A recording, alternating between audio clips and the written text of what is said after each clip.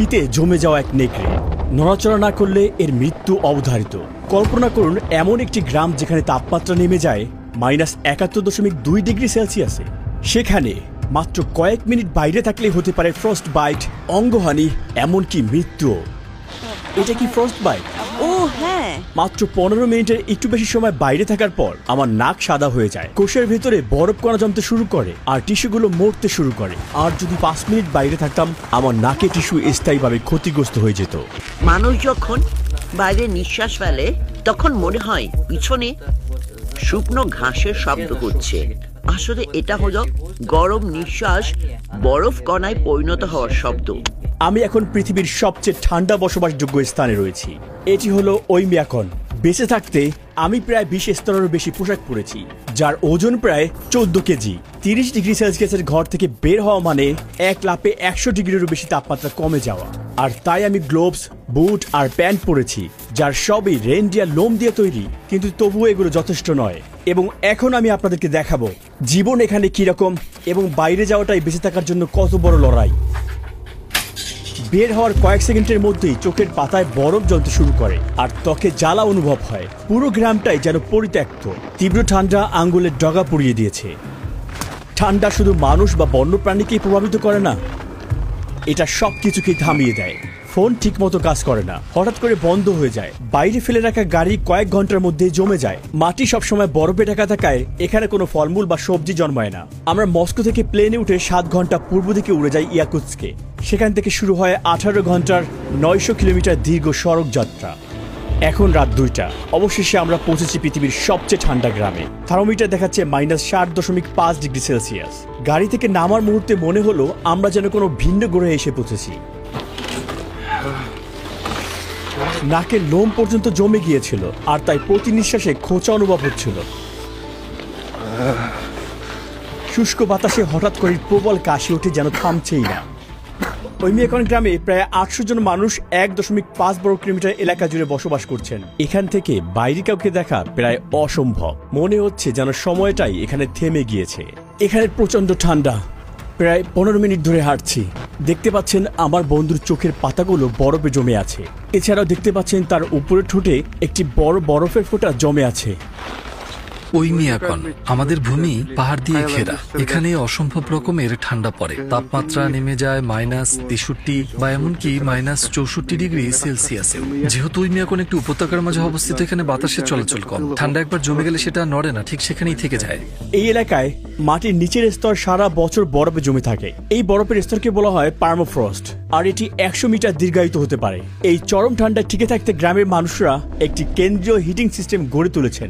একটি মাত্র কয়লা চালিত বয়লার থেকে পাইপের মাধ্যমে বেশিরভাগ এলাকায় পৌঁছে দেওয়া হয় তাপ। এই ব্যবস্থাটি এক মুহূর্তের জন্য বন্ধ হওয়া চলবে না।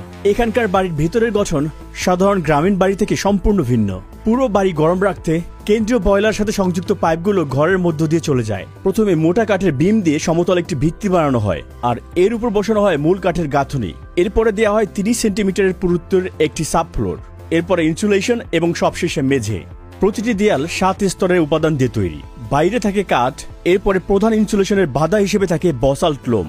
এরপরে প্লাস্টার, মেস, হোম ইনসুলেশন, আরও এক স্তরের প্লাস্টার এবং সবশেষে ভিতরে কাঠের প্যানেল থাকে।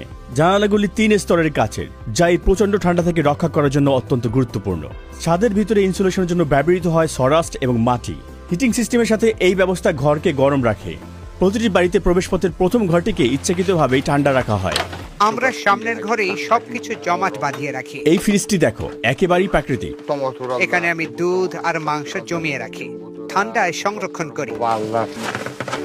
আপনারা নিশ্চয়ই দেখছেন প্রবেশপথের এই প্রথম দুটি ঘর ব্যবহার করা হয় জিনিসপত্র মজুত রাখার জন্য এবং প্রাকৃতিক ফ্রিজ হিসেবে। এছাড়াও এই ঘরগুলো ভিতরের অংশকে সুরক্ষিত রাখতে বাপার হিসেবে কাজ করে।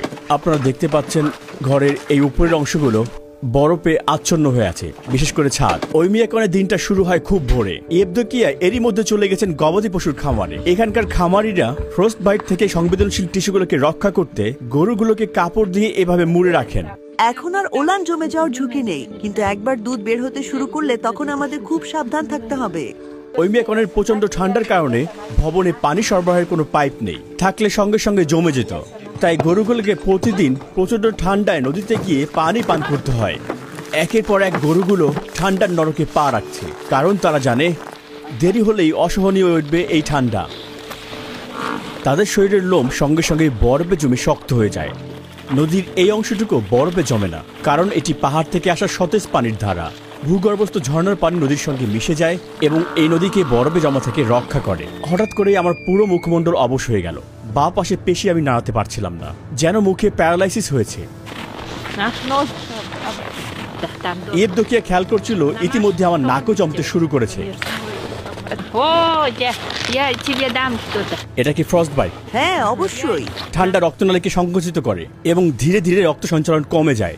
যথেষ্ট উষ্ণতা না পেলে প্রতিটি কোষের ভেতরের পানি বরফ কণায় পরিণত হয়, ফলে কোষ ফেটে যায়, তীক্ষ্ণ ব্যথা অনুভূত হয় এবং টিস্যু মারা যেতে শুরু করে।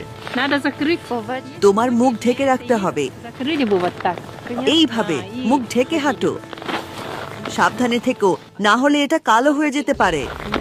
এই মুহূর্ত থেকে ডকুমেন্টারি শুটিং শেষ হওয়া পর্যন্ত আমি আর একটা 10 মিনিটের বেশি সময় ধরে বাইরে থাকতে পারবো না। তা না হলে ফ্রস্ট বাইটে আক্রান্ত হওয়া আমার নাক আরো খারাপের দিকে যাবে। ডকুমেন্টারির অগ্রগতির সঙ্গে সঙ্গে এখানে তাপমাত্রা আরো কমতে শুরু করেছে, কিন্তু তারপরও আমরা দেখাবো বেঁচে থাকতে এখানে কি পরিমাণ যুদ্ধ করতে হয়। এই না ওষুধ, এটা হলো অ্যালোভেরা আর শুধু অ্যালকোহল। এমন ভাবে ভিজিয়ে নিতে হয়, তারপর যেখানে জমে গেছে সেখানে লাগাতে হয়। আর ঘুষবে না, ঠিক আছে? না হলে রক্তনালী আর ক্যাপিলারি গুলো ক্ষতিগ্রস্ত হবে, আর তা থেকে ঘা হয়ে যেতে পারে। ইয়েবদোকিয়া তার ধোয়া কাপড় ঝুলানোর মাধ্যমে তার দৈনন্দিন কাজ শুরু করলো, কিন্তু কয়েক মিনিটের মধ্যে সেগুলো জমে পুরোপুরি শক্ত হয়ে গেল। সমস্ত কাপড়গুলো পুরোপুরি শক্ত হয়ে গিয়েছে। আমার হাত জমে যাচ্ছে।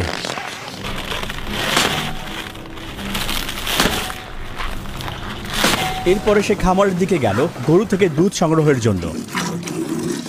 আমি ইয়াকুত জাতের গরু পালন করি, কারণ এরা খুব উন্নত মানের দুধ দেয়। এতে চর্বির পরিমাণ 7 থেকে 8% পর্যন্ত হয়। যেমনটা আপনারা দেখতে পাচ্ছেন, উপরের ছাদে কিছু বরফ এবং তুষার জমে আছে, কিন্তু ভেতরটা বেশ উষ্ণ, আর এই পাশগুলো বরফে জমে আছে। আপনারা দেখতে পাচ্ছেন ছাদ থেকে কিছু বরফের অংশ নিচে পড়েছে, এটা বাতাসের আর্দ্রতার কারণে। এখানের বাতাস ঘাস, গরম দুধ এবং গবাদি পশুর গন্ধে ভরে আছে। আমরা দেখা করব ঘোড়া পালকের সাথে। এখন যাচ্ছি ইয়াকুতি বন্য ঘোড়াগুলোকে তাদের প্রাকৃতিক পরিবেশে দেখার জন্য। মিখাইল, রুহি, এইগুলোই ইয়াকুত ঘোড়া। এখানকার পরিবেশ এতটাই কঠিন যে শুধুমাত্র এরাই নিজেদের মানিয়ে নিতে পেরেছে। আজকের তাপমাত্রা কত? এখানে আজ প্রায় -50 ডিগ্রি সেলসিয়াস। বাইরে দীর্ঘ সময় থাকা খুব কষ্টকর। আমরা খোলা জায়গায় বেড়া দিয়ে একটা ব্যবস্থা করেছি। ওরা বেশিরভাগ সময় স্বাধীনভাবে চড়ে বেড়ায়। এই ইয়াকুতি ঘোড়াগুলোর জন্য তাপিত আশ্রয়ের প্রয়োজন হয় না, কারণ এরা দিনরাত -70 ডিগ্রি সেলসিয়াস তাপমাত্রা সহ্য করতে পারে। সাধারণ ঘোড়ার চেয়ে এরা আকারে অনেকটাই ছোট, আর যেটা শীতকালে তাদের জন্য একটি ভালো দিক, কারণ ছোট শরীর মানে তাপ কম এলাকা জুড়ে তাদের শরীরে বিকিরণ ঘটায়।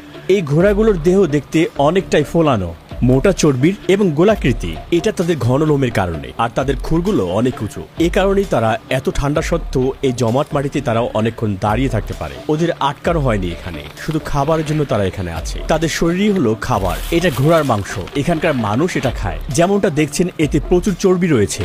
এটা একটা প্যাকেট, ঘোড়ার মাংসের প্যাকেট। একজন ক্রেতা এই মাংসের জন্য অর্ডার করেছেন এবং এটা এখন তার কাছে পাঠানো হবে।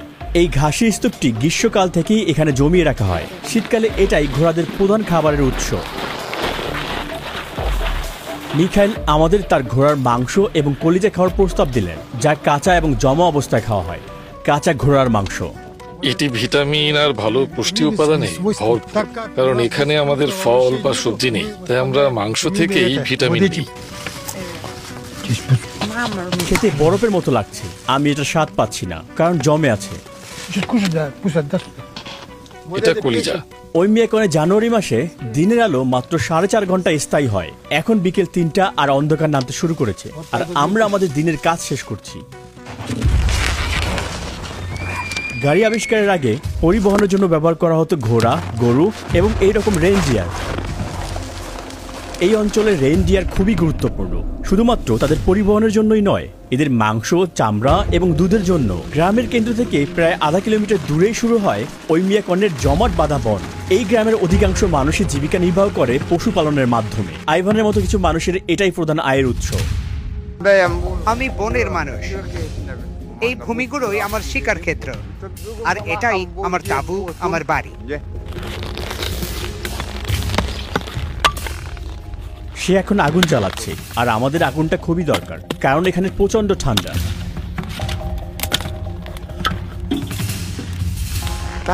আমাদের অবশ্যই নির্দিষ্ট পথেই হাঁটতে হবে। নিচের বরফ অনেক পাতলা। আমরা জমে যাওয়া নদীর দিকে এগিয়ে গেলাম। সেখানে সে আগের দিন একটি মাছ ধরার জাল পেতে রেখেছিল। আইভান ক্যামেরাম্যানকে সতর্ক করলো, কারণ সে ফাটল ধরা বরফের উপর পা রাখছিল। একটা ভুল পদক্ষেপে সে পানিতে পড়ে যেতে পারত এবং ভিজে যেত। শীতকালে যখন তাপমাত্রা ঠিক এমনই থাকতো, তখন আমার বাবা ঘোড়ায় চড়ে বনের মধ্যে ঘুরে বেড়াতেন। সে বরফ ভেঙে পড়ে গিয়েছিল, আর সঙ্গে সঙ্গে তার শরীর জমে যেতে শুরু করে। কাছাকাছি কোথাও কোনো উষ্ণ আশ্রয় নেই, আর কারো সাহায্য পাওয়ার কোনো সুযোগ নেই। বুঝতে পেরে সে নিজেই সিদ্ধান্ত নিয়েছিল নিজেকে গুলি করা, যেন ধীরে ধীরে কষ্টকর ভাবে মারা যেতে না হয়। দৌড়াও দৌড়াও, ল্যান্সে কিছু পানি ছিটকে পড়েছে। ও খোদা, এটা তো ইতিমধ্যেই জমে গিয়েছে। এই তাপমাত্রায় আমাদের গ্যাজেটস নিয়ে কাজ করতে সত্যি ঝামেলায় পড়েছিলাম। এই জমে যাওয়া লেন্সটি অযোগ্য হয়ে পড়েছে, আর এটাকে এখন ফেলে দিতে হবে। মাছ ধরার জালটি তুলতে সে ছোট্ট একটি বেলচা দিয়ে গর্ত থেকে বরফ সরাচ্ছে। মাছটি বাতাসের সংস্পর্শে আসার পর মাত্র কয়েক সেকেন্ডের মধ্যেই মারা যায়। জলটি ছিল উষ্ণ, কিন্তু এখন পৃষ্ঠে এই মাছটি স্তম্ভিত অবস্থায় আছে, জমে শক্ত হয়ে গিয়েছে। সে হাত দিয়ে ঘষে মাছটিকে গরম করছে, যাতে খুব সহজে সে মাছটিকে কাটতে পারে। সে সাবধানে মাছটিকে কেটে পাতলা পাতলা টুকরো করছে। এটি জমে যাওয়া একটি কাঁচা বন্য মাছ। জমে গেলে মনে হয় যেন তুমি বরফ খাচ্ছ। তোমাদের মাছ খেতে হবে লবণ দিয়ে। শীতকালে মাছ ভিটামিনে ভরপুর থাকে। তাঁবুর ভিতরের অংশটা কিছুটা উষ্ণ, কিন্তু দেখুন এই বাইরের অংশ জমে গিয়েছে। সে এখন আগুন জ্বালাচ্ছে এবং কিছু মাছ প্রকৃতিকে উৎসর্গ করছে।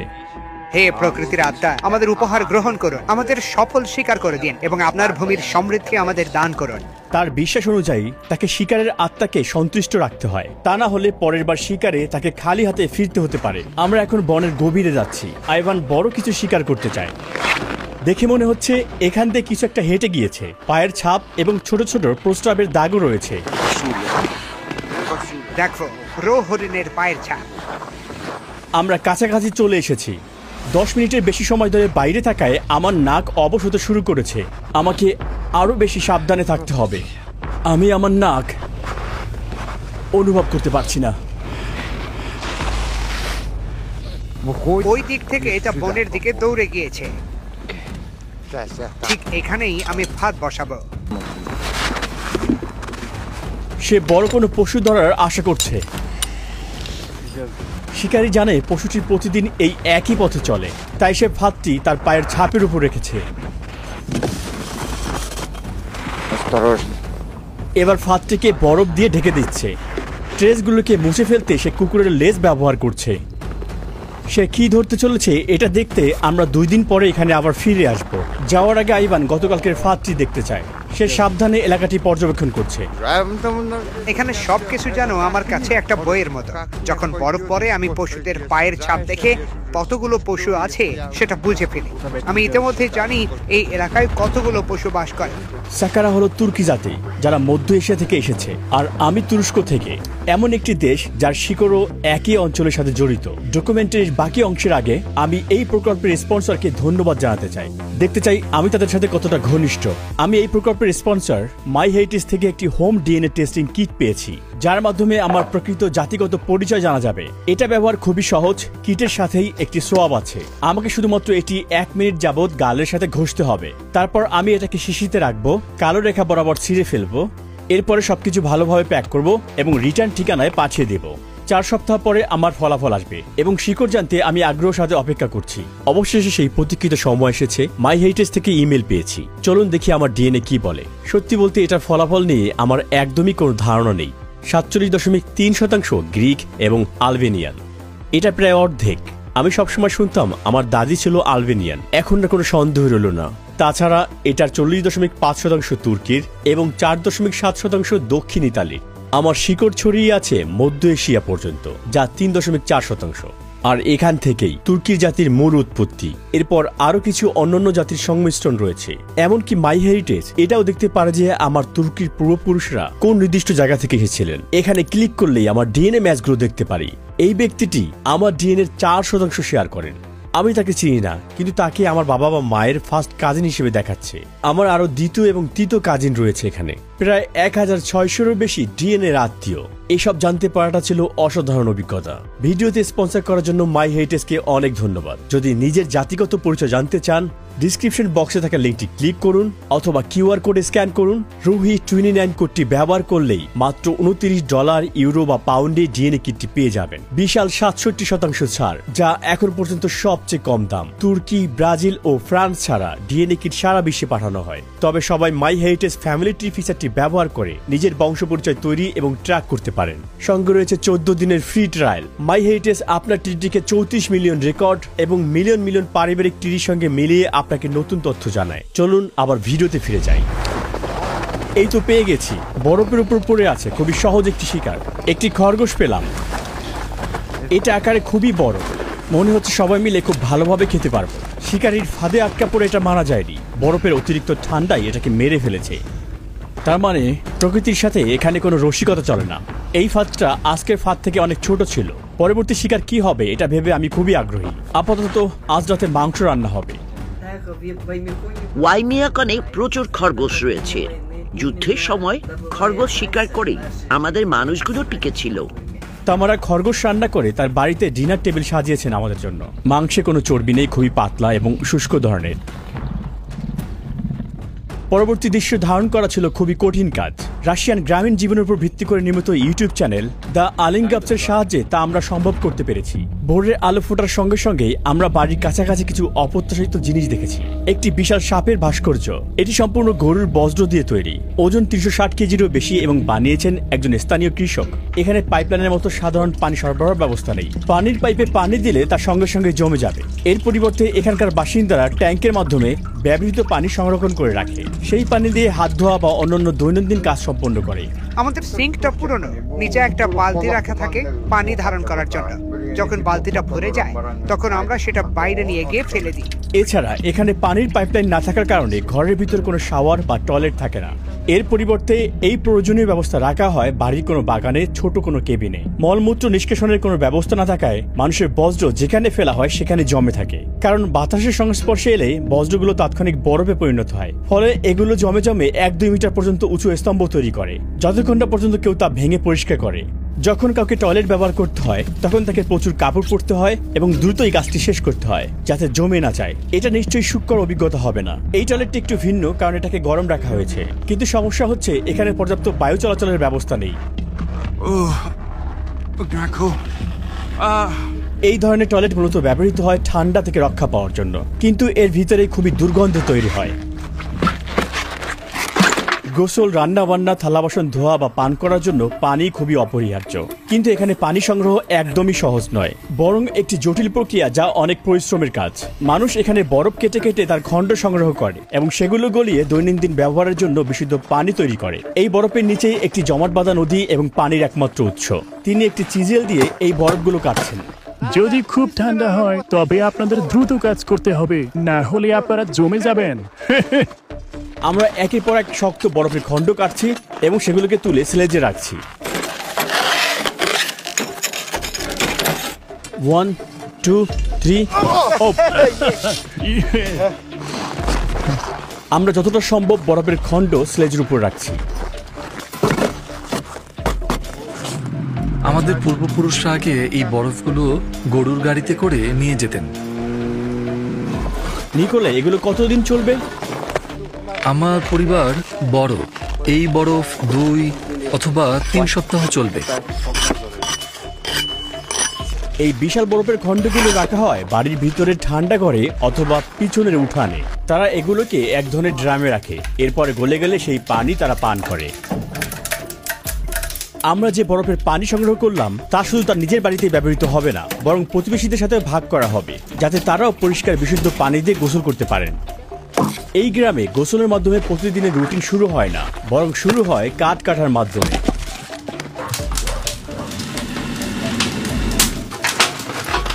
ছেলেটি নিকোলের দেয়া একটি বড় বরফের টুকরো নিচ্ছে এবং সেটাকে ভিতরে নিয়ে আসছে।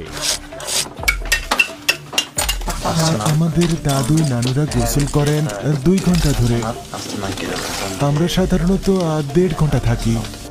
আচ্ছা, গোসল সম্পন্ন করতে তোমাদের কত সময় লাগে? পুরো প্রক্রিয়াটা সম্পূর্ণ করতে প্রায় 4-5 ঘন্টা লাগে। আমরা সপ্তাহে একবার গোসল করি, শনিবার অথবা রবিবার। পরবর্তী ধাপে তার জমে থাকা শ্যাম্পুকে চুলার পাশে রেখে গলাচ্ছে। তারা লাডেল ব্যবহার করে নিজেদের গায়ে পানি ঢালছে। গোসল শেষে তারা দ্রুতই কাপড় পরছে, কারণ তাদের 60 ডিগ্রি সেলসিয়াস ভেতরের গরম ঘর থেকে -54 ডিগ্রি সেলসিয়াস বাইরের ঠান্ডায় যেতে হবে। পার্থক্যটা 114 ডিগ্রি সেলসিয়াস। সাপ্তাহিক গোসলের আনুষ্ঠানিকতা শেষে পরের দিন শুরু হয় খুব সকালে। এখন সকাল 7:30। শিশুরা জেগে উঠেছে এক হাড় কাঁপানো ঠান্ডা সকালে। বাইরে এখনো অন্ধকার। এই সাধারণ ইনডোর ট্যাঙ্কের মাধ্যমে শিশুরা ঘরের উষ্ণতায় মুখ ধুতে এবং দাঁত ব্রাশ করতে পারছে। তবে অন্য প্রয়োজনে তাদেরকে বাইরে থাকা টয়লেট ব্যবহার করতে হবে। জানা তার মেয়েদেরকে স্কুলের জন্য তৈরি করছে। শিশুরা বাইরে বের হওয়ার আগে অনেক স্তরের পোশাক পরিধান করে। জানা তাদের মুখ এবং নাক ঢেকে দেয় এবং মুখে শক্ত করে পশমি শাল পেঁচিয়ে দেয়, যাতে তারা বাইরে থাকা প্রচন্ড ঠান্ডা থেকে কিছুটা রক্ষা পায়। এখন তারা বাইরে যাওয়ার জন্য সম্পূর্ণ প্রস্তুত। পায়ে হেঁটে স্কুলের দূরত্ব প্রায় আধা কিলোমিটার। প্রতিদিন সকালে নিকোলা তার মেয়েদেরকে নিয়ে স্কুলে যায়। যতক্ষণ না পর্যন্ত তাপমাত্রা -55 ডিগ্রি সেলসিয়াসের নিচে নামে, ততক্ষণ ওই মেয়াকনে স্কুল খোলা থাকে। এর নিচে নামলে বাইরে যাওয়া খুবই বিপজ্জনক হয়ে পড়ে। আজ থার্মোমিটার দেখাচ্ছে -54 ডিগ্রি সেলসিয়াস। বাচ্চারা স্কুলে পৌঁছানোর পরই আইভানের মতো মানুষের জীবন শুরু হয়ে যায় শিকার এবং বেঁচে থাকার লড়াইয়ে। আইভানের এখানে অনেক পশু রয়েছে, এমনকি তার জমে যাওয়া একটি নেকড়েও রয়েছে। আজ ভোরে সে নেকড়েটি ধরেছি প্রায় 2 ঘন্টা আগে। যেই ফাঁদটি আমরা সবাই মিলে বানিয়েছিলাম সেটিতে। এটি মূলত মারা গিয়েছিল, ঠান্ডায় নড়তে পারছিল না। তাই ঠান্ডা আপনি নড়াচড়া করতে না পারলে মরে যাবেন। এটি একটি পুরুষ নেকড়ে। আইভান এই নেকড়েটির চামড়া বিক্রি করবেন এবং মাংস সংগ্রহ করবেন। এটার মাংস দিয়ে সে আরেকটি নতুন ফাঁদ বানাবে, আর এবার সে ভাল্লুক শিকার করবে। সে আমাদেরকে তার শিকার সংগ্রহ দেখাচ্ছেন। এগুলো হলো শীত জুড়ে শিকার করা তার শিয়ালের চামড়া। এটা নিশ্চয়ই ছিল একটি পূর্ণবয়স্ক ভাল্লুক। এই ভাল্লুকগুলোকে মেরে ফেলতে হয়েছে কারণ তারা বারবার আমার গবাদি পশুর উপরে আক্রমণ করছিল। প্রতি বছর তারা আমার জমিতে চলে আসে, আর প্রতি বছর তাদের সংখ্যা আগের চেয়ে বেশি হয়। ওই মেয়াকনের ঠান্ডা এতটাই তীব্র যে সবচেয়ে শক্তিশালী গাড়িগুলো সঠিক প্রস্তুতি ছাড়া এখানে চলতে পারে না। যদি একটি গাড়ি কয়েক ঘন্টার জন্য বাইরে রেখে দেওয়া হয় এবং ইঞ্জিন বন্ধ থাকে, এটি সম্পূর্ণরূপে জমে যায় এবং ডিফ্রস্ট না করা পর্যন্ত স্টার্ট নেয় না। আপনি কিভাবে আপনার গাড়িটি আবার সচল করবেন? আমরা জেট হিটার ব্যবহার করব। আমরা নিশ্চিত না যে এটা এরপর আর চালু হবে কিনা। প্রতিটি অংশ জমে পাথরের মতো শক্ত হয়ে গিয়েছে। মেটাল, জ্বালানি তেল, এমনকি ব্যাটারিও। তারা গাড়ির উপর জমে থাকা পুরো বরফ ঝেড়ে ফেলতে শুরু করলো। টায়ারটা পাথরের মতো শক্ত হয়ে গিয়েছে। তখন বাইরে তাপমাত্রা ছিল -56 ডিগ্রি সেলসিয়াস। ফুটো হওয়ার কারণে টায়ার থেকে বাতাস বের হয়নি, বরং প্রচন্ড ঠান্ডায় টায়ারের ভিতরের বাতাসের অণুগুলো সংকুচিত হয়ে যাওয়ার কারণে এমনটা হয়েছে। গাড়িটিকে গরম করতে তারা এখন গাড়িতে এটি লাগাবে। আমরা চেষ্টা করি যতটা সম্ভব ভালোভাবে ঢেকে রাখতে, যাতে গরম বাতাস বাইরে না চলে যায়, বরং ভেতরে থাকে।